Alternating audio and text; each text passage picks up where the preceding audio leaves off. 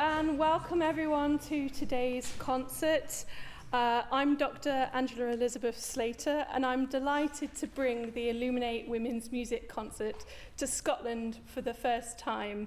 I set this project up back in 2017 to celebrate the creativity of women, both as composers and performers, and to demonstrate that there's a rich legacy of music written by women from the past, as well as music being written today, and very fresh music, actually, that has been commissioned specifically for the Illuminate project. And we have 5 fantastic composers that we've commissioned for this particular series that we're going to be touring around Scotland, which includes myself. Sorry, that sounds quite arrogant, doesn't it, after saying they're wonderful? Well, I am. Anyway, Ruta Viskowski, Kate Zagowski, Simone Seals, and Sonia O'Laurie. And just to say, at the end of the concert, we'll be doing a post-concert talk, and there'll be the opportunity for a little bit of Q&A as well afterwards. So please do feel free to stay if you'd like to sort of hear from the composers directly about their works as well for that. So without further ado, I would love to introduce our wonderful performers, Stephanie Lamprea and Jessica Kerr.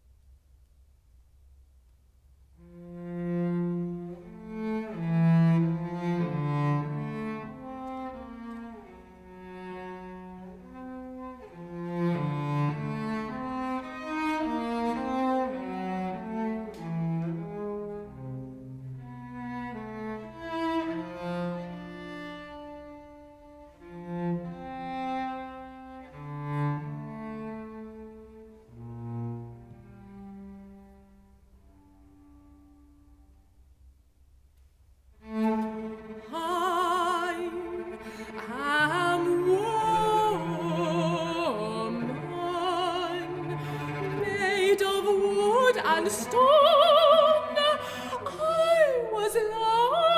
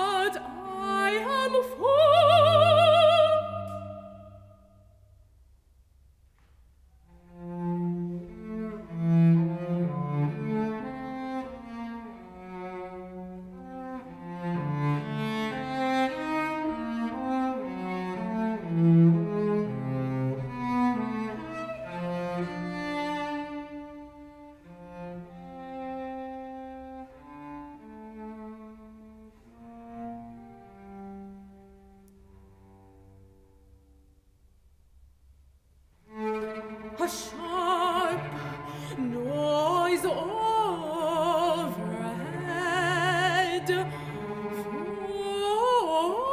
Voices, a sudden glimpse of sky. I am reborn.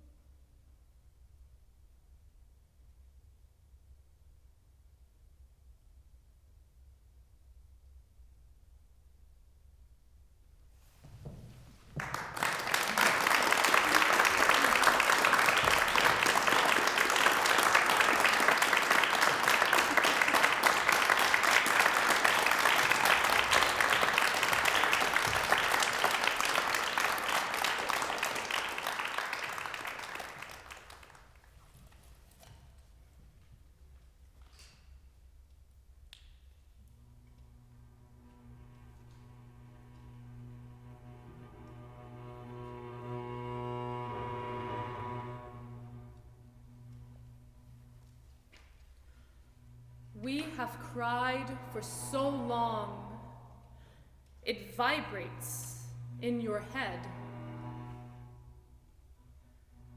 This knowing, this song,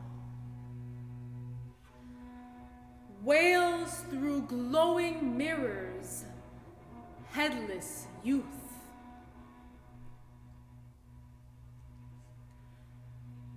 Connected through hands held beyond the highlands.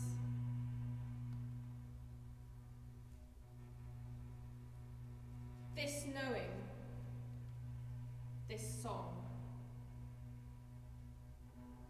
crawls through your throat.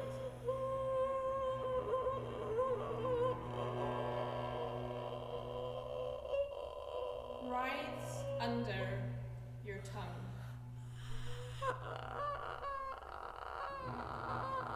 Peels away your skin. Your body knows this song. Could sing this song.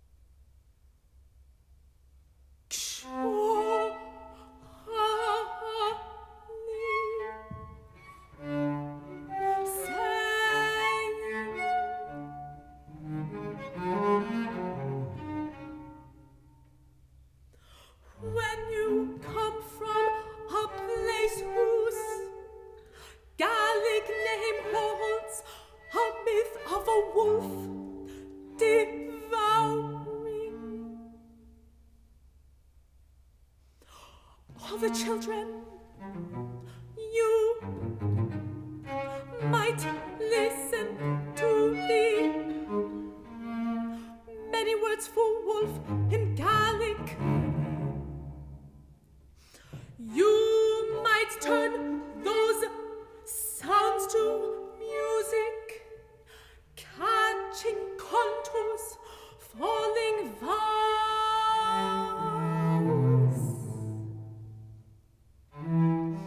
Then, seized with your word sounds, you arrange the pitch and rhythmic, you seeking sense and shapes and stripping the words of the chance to be heard as words. A chance to be heard in the way they were meant to be. Heard in the voice of the person, that person who told you their words. And then, quite by chance,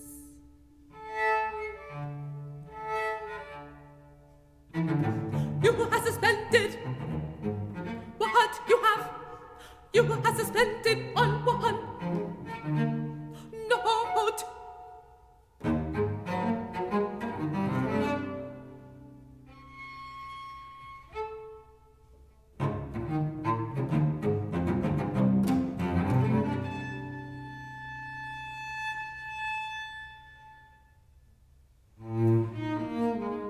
What you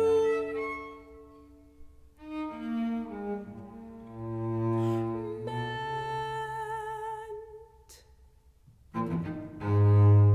to say.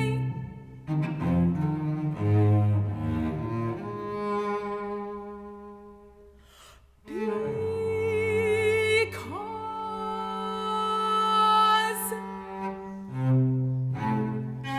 the only way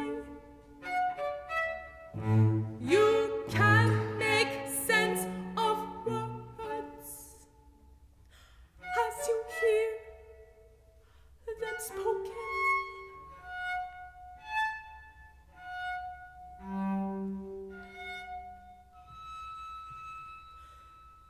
is to hold them there just for a moment.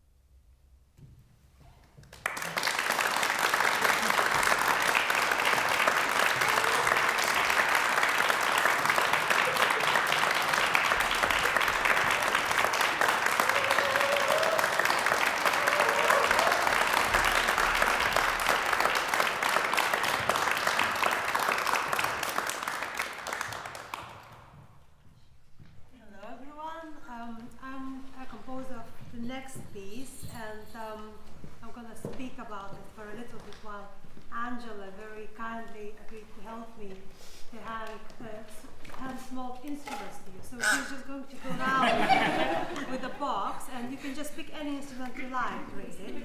It's not enough for everyone, but it's fine. Those who don't get an instrument, we have a plan B for that as well. So now you're wondering why. So my piece will involve some audience participation, and the piece is actually about it's a blessing of the fireplace, blessing of the kindling, and I use some real enchantments from Gaelic folklore that I found in this book by Alexandra Kerr-Mitchell, and I also use some Lithuanian fire protection from fire spells. So it's very ritualistic piece in a way. It's also a very intimate piece.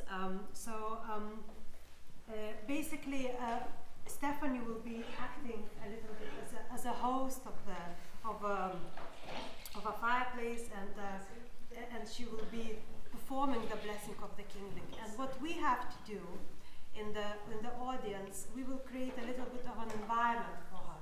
So it's very nice that it's actually quite dark in there, because you will be acting as a little bit of this outdoors or dark corners of the house type of either just accidental noises or maybe some mystical creatures there that create this kind of atmosphere in this very old, imagine a black house in Outer Hebrides. That's where I saw a black house actually, so that's what I can imagine. But imagine the old Scottish black house and a fire in the middle, and everything else around is quite dark.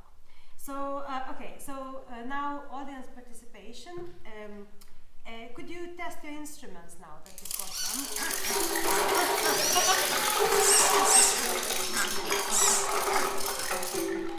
That's good. Okay, so basically this is it's very noisy night. So what we are going to do, because it's a lot of people now, what we are going to do, we'll try to do it a bit more sparsely. So for those who haven't got an instrument, you can either do clicks with your fingers if you can, or you can do a little whistle, like if you can, or you can just knock on the metal bit of your chair, or also you could do sounds.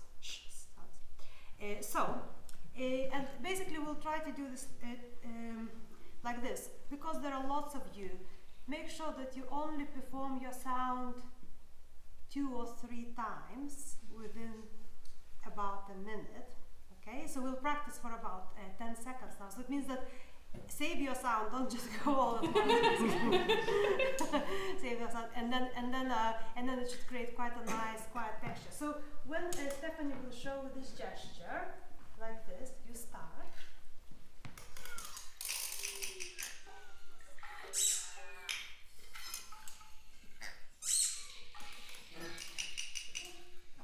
And when Stephanie shows this gesture, you stop.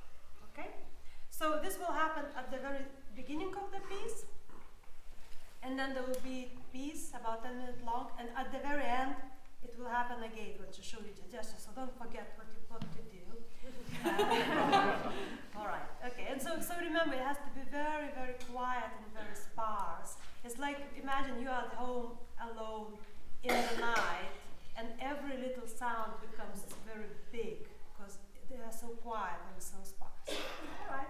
Well, I'll leave you to it then.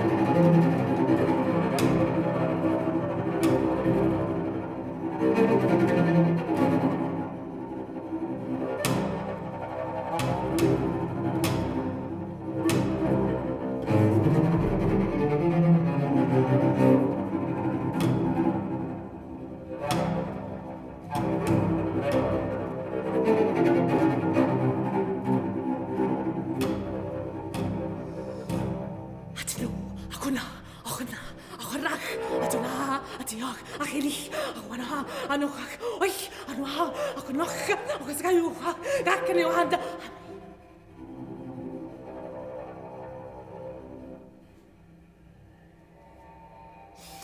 Sator arrepoternet operadrotas. Sator arrepoternet operarotas. Sator arreponeted operarotas. Sa sa sa sa ar sa sa sa ar sa sa ar sa sa ar sa ar sa ar sa ar ar ar.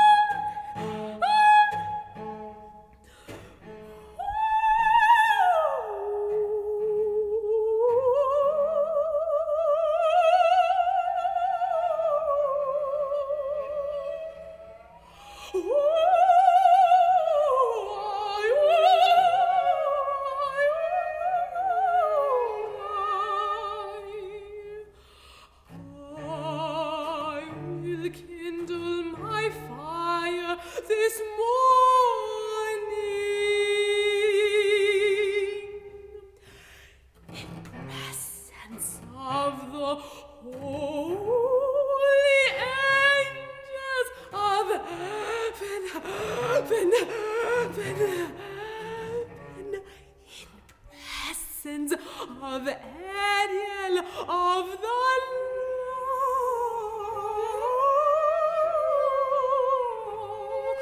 loveliest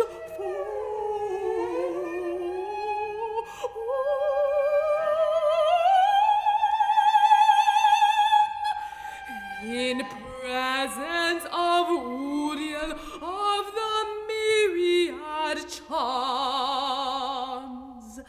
Rums.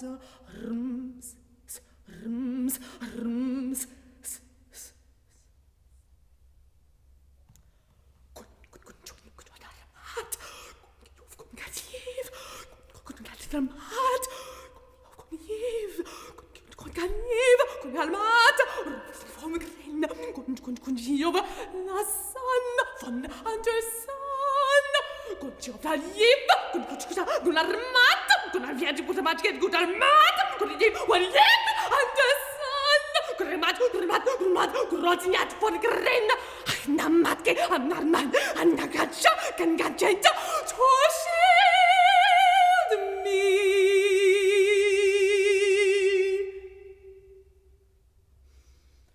God, thou kindle in my heart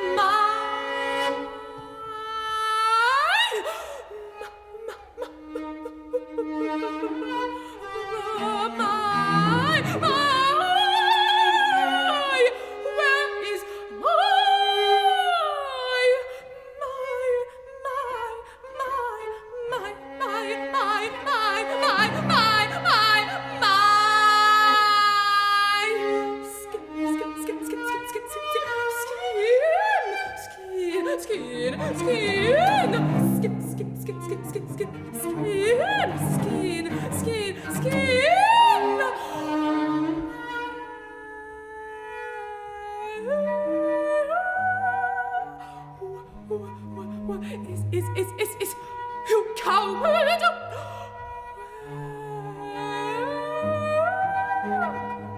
You coward! Is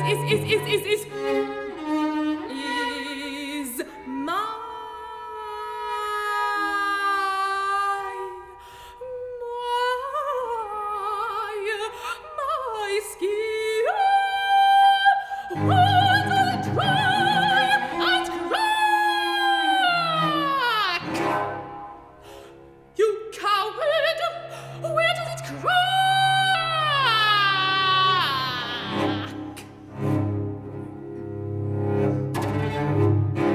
I was born of the tides.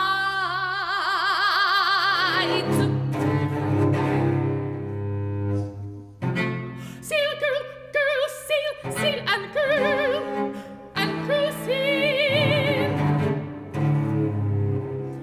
I swim, I gleam beneath thee.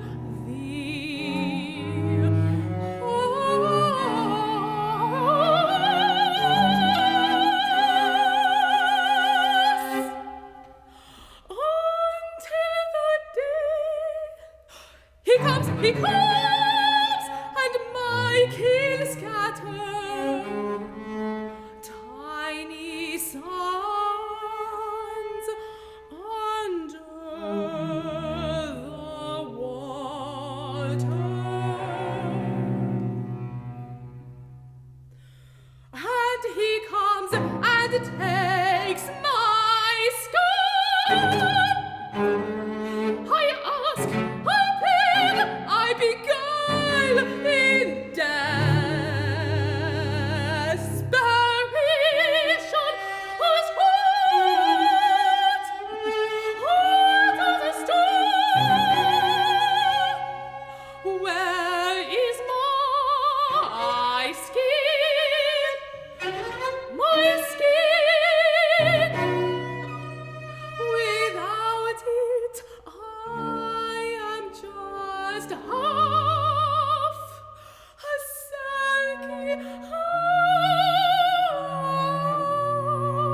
a sulky, raw and red down the middle.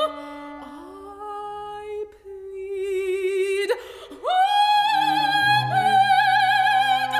half and wit down the middle.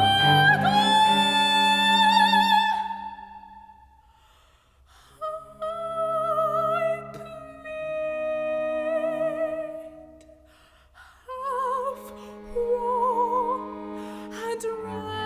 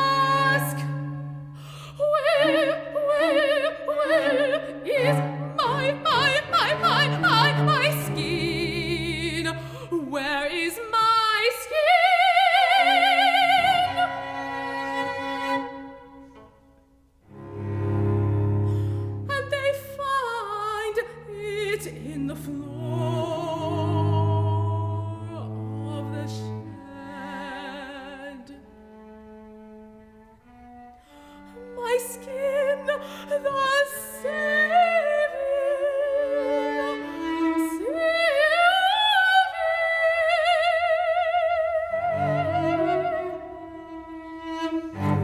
of me, of me.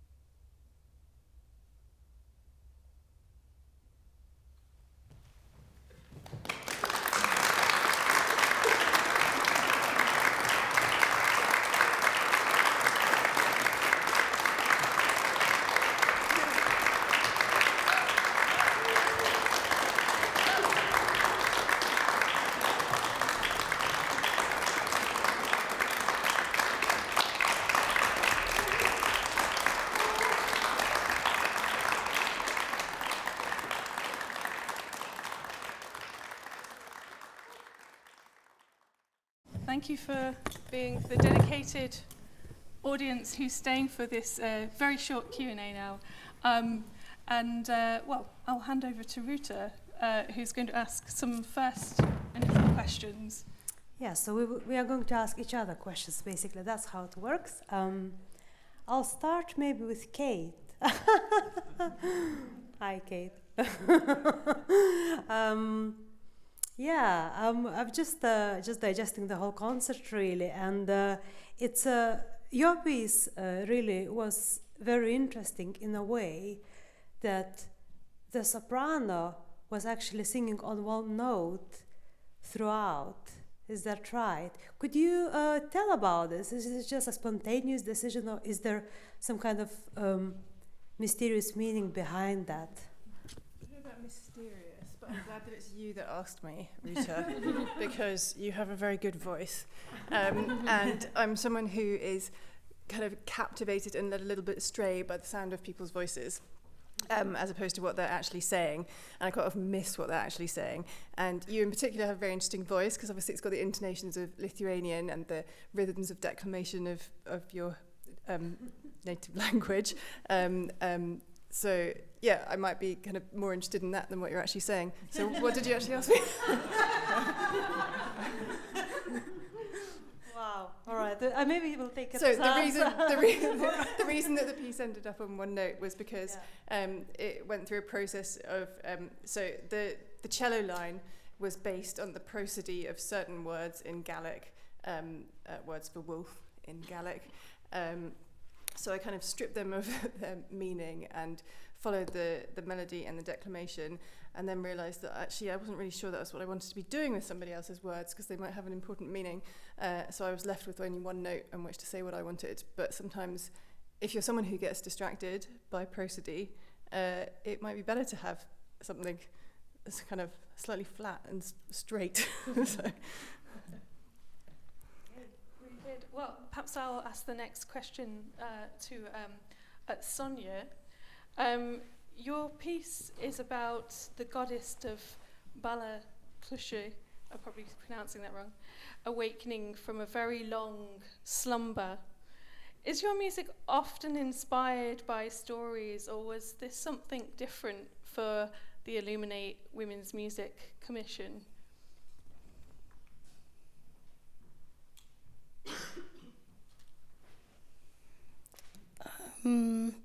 Well, I think I always work with words and music, so I guess there's always some kind of narrative, even if it's very abstract. But I think this one had such a particular, nuanced tale behind her sort of whole being, that there was only one way to go with this piece. As soon as I found out about her existence and her being discovered in real life, I think I just had to sort of tell the story quite literally, and it was interesting as well because I usually write electroacoustic music, and I sort of went backwards with this in a sense of just writing pure music for it, and it was kind of nice to not work with the electronics for a change.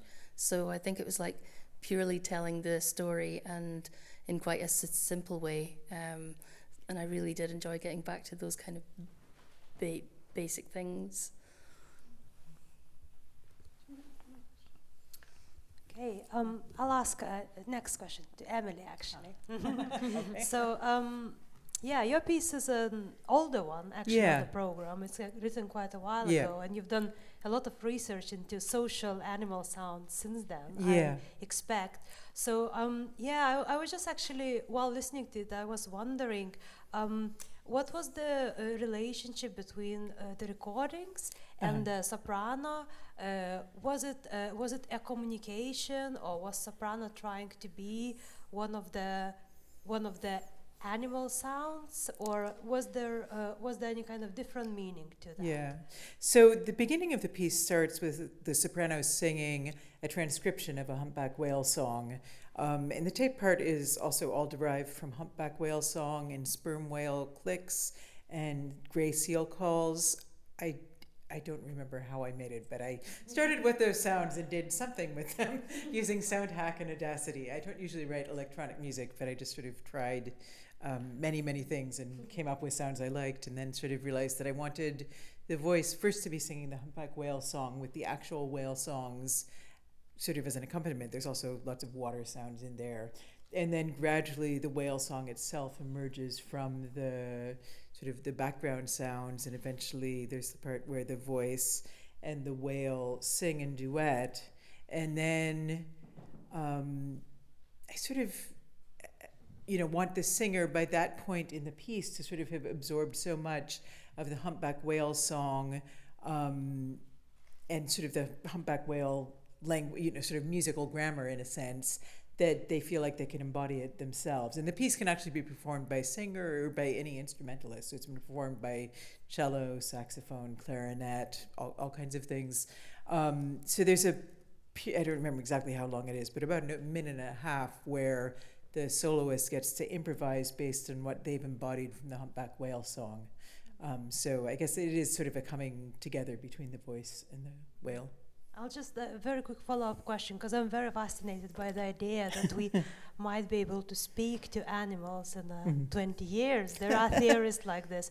So I was wondering whether you think that the musician could actually speak to some degree. Stephanie could go out and speak to whale by embodying the sounds now. I mean, I haven't made music with whales.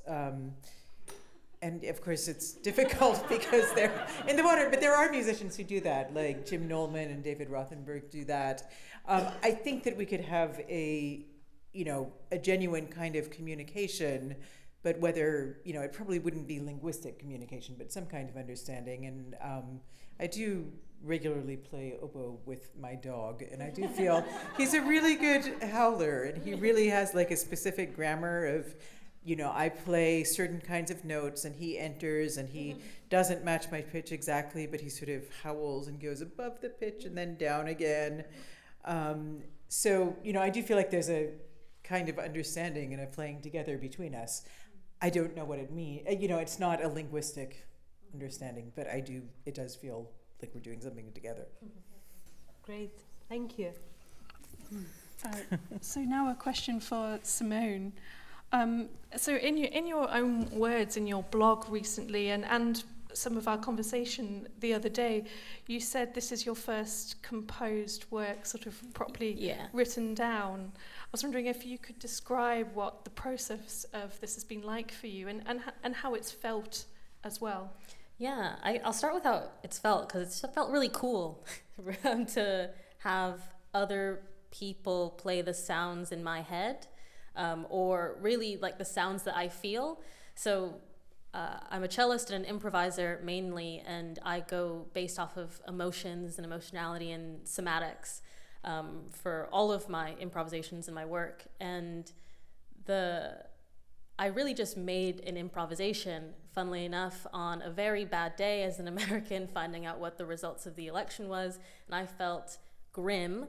So I then let it out on the cello and I recorded it, and I then had that transcribed.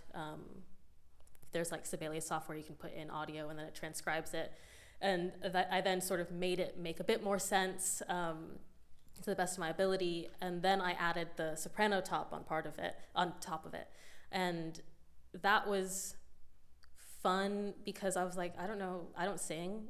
Like I know how to play the cello, but I don't actually sing. So that process was then just remembering that Stephanie would have to breathe, and I was like, just actually put breaks and then try to make things not too long, sometimes just long enough, but hopefully that she can breathe at some point.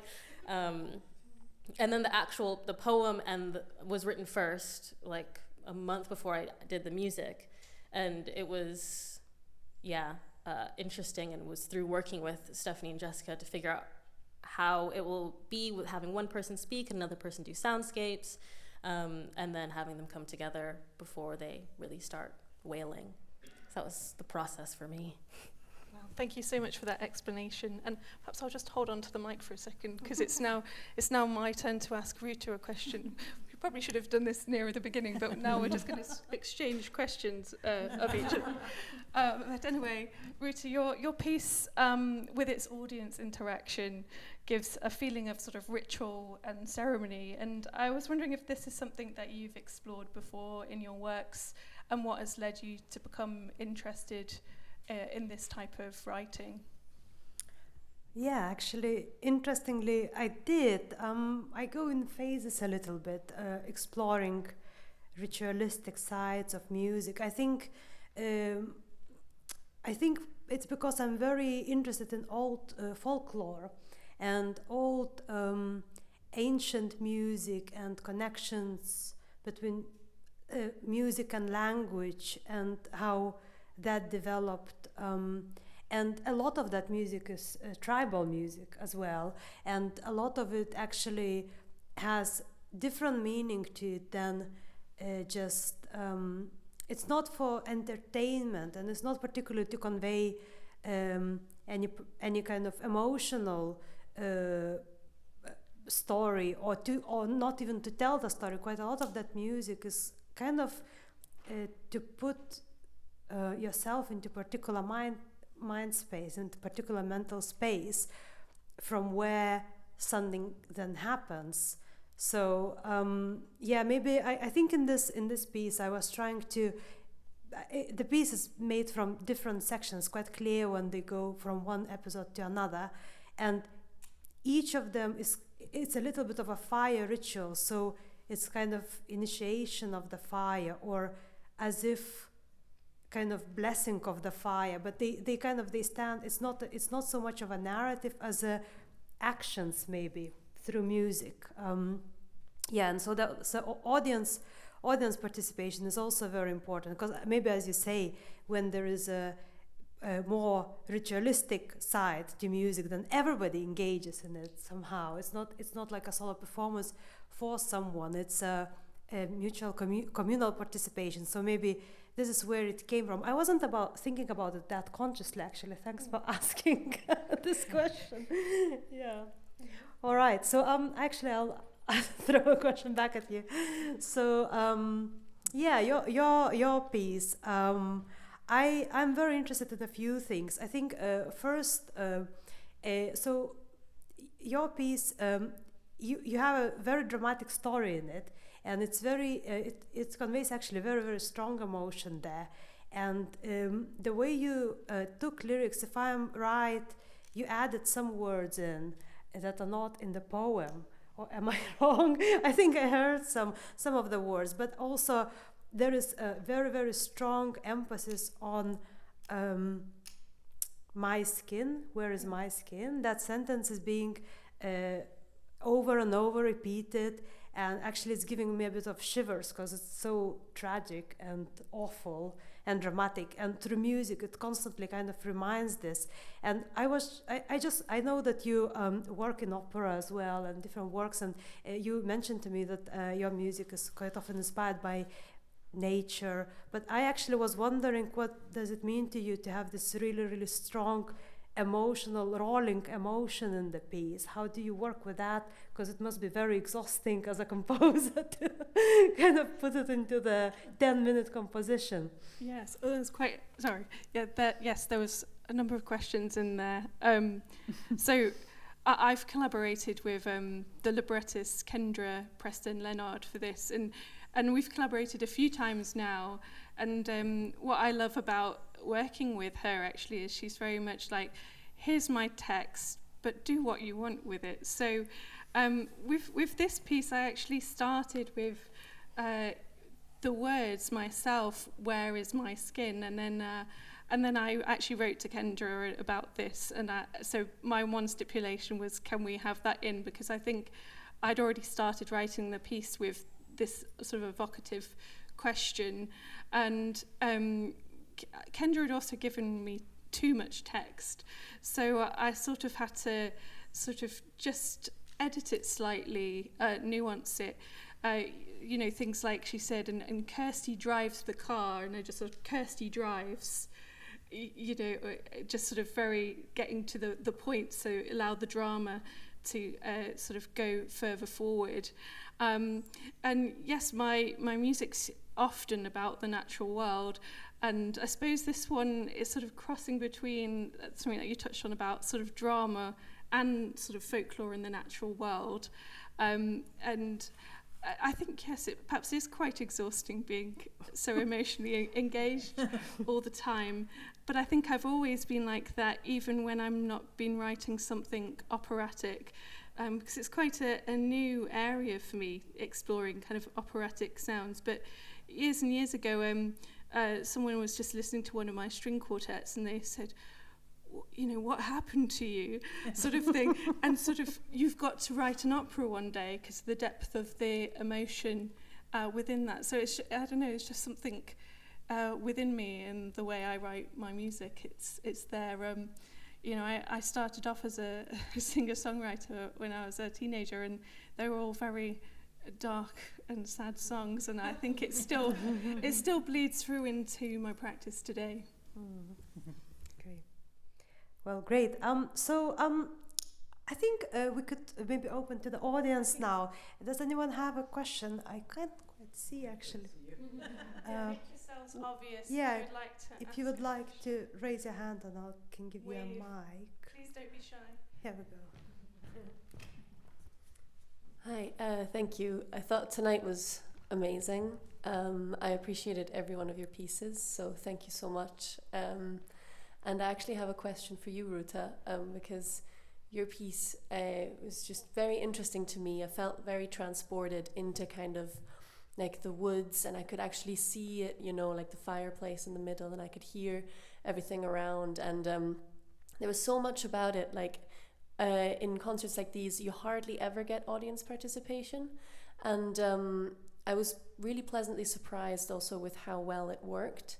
And I was wondering, kind of, what was your choice behind the instruments? And also, have you ever tried this maybe with audiences not in a conservatoire, but perhaps outside, that maybe audiences aren't as used to new music as maybe this audience is? So yeah, that's just questions I was asking myself. Yeah. Yes, I did try that before, and with different audiences. Actually, new music audiences are the hardest, the most difficult one, because people may be more used to the standard of concert where they are not being engaged or asked to do anything at all. It's much easier to be in a setting where people come who are not usual, especially new music concert goers or classical concert goers, and for whom everything is new and they don't have any expectations, and they very easily participate. But you did a great job. You did. It was really good. And I do work. I do work with communities quite a lot, and I think I feel quite at ease to ask people to do some things that I know that are very easy to do. Yeah, I'm not going to ask you to do some difficult yoga positions, for example. That happened to me once, and unexpectedly I came to the setting and we had to do things that were very hard. So I wouldn't do that to you, but some sounds, and it's always also quite optional and quite playful, and if you don't want to, you don't have to engage. I mean, nobody's put on the spot, obviously. And I sometimes feel maybe sometimes this type of engagement, it can be risky because you might lose concentration required for the music. On the other hand, I designed the pieces in a way that it can lead audience participation in and out. So I know that it kind of just creates this another layer of excitement before you can dive into the piece and dive out. I don't know if I answered your question, but that's my answer. Yeah, you did. Yeah, and I thought, like, while we were all making sound together, I almost felt myself like wanting to take a step back and not make sound and just listen, because suddenly the piece that was mainly just coming from the front turned into this 360 kind of soundscape, which I thought was really, really beautiful. So thank you. Well, thank you. Yeah, maybe I'll do another piece where we only do this. Okay, well, thanks for this. Does anyone else have a question? Question?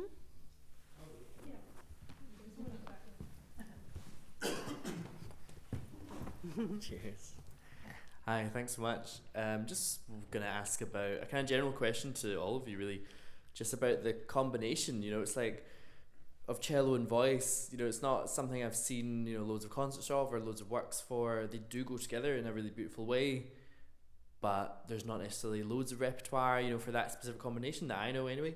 I'm just wondering about your approach to writing for those two. You know, obviously a duo is so kind of intimate and the two parts have to support each other even though they're quite exposed. Just interested to know about the processes for that.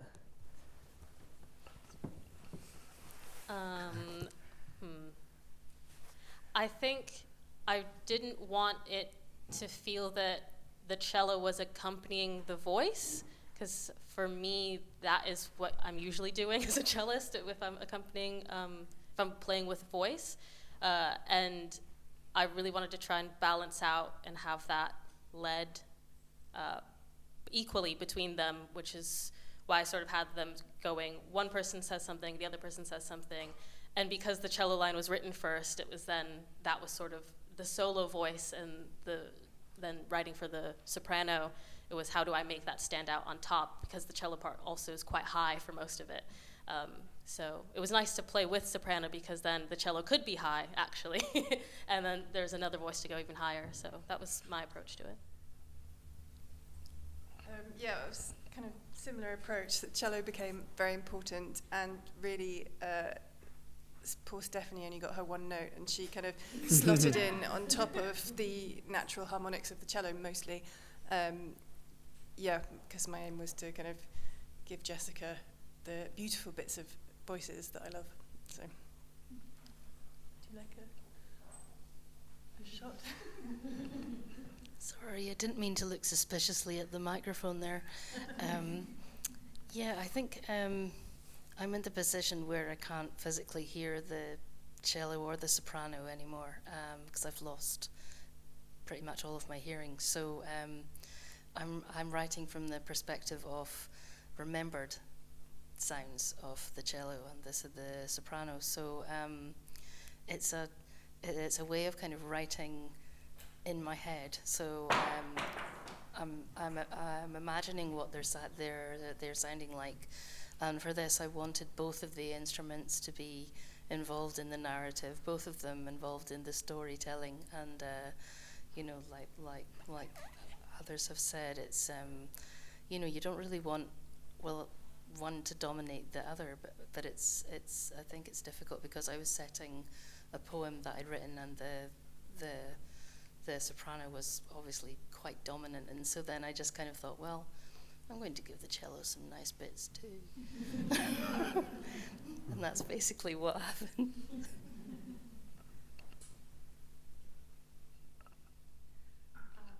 I think we will have to leave it there. So if you want to know what me and Ruta think, grab us afterwards. And feel free to continue, you know, asking us questions out in the foyer and things. And I just would like to say thank you all again for coming. It makes it so wonderful having such a strong audience. And thank you to all the composers for your fantastic works, and to Stephanie and Jessica for your wonderful performances, to Chris for his amazing tech setup. Thank you so much for Tom, who's doing photography for us, and also all the other tech team, Owen up there as well. Sorry if I've missed anyone out, but thank you so everyone who's helped us make this happen. And please do come and see some of the other concerts on our tour. It's not always the same, it's the same 5 Illuminate commission works, but it's a slightly different program surrounding it each time. So please do come and see it in different contexts as well as we make our way around Scotland. Okay.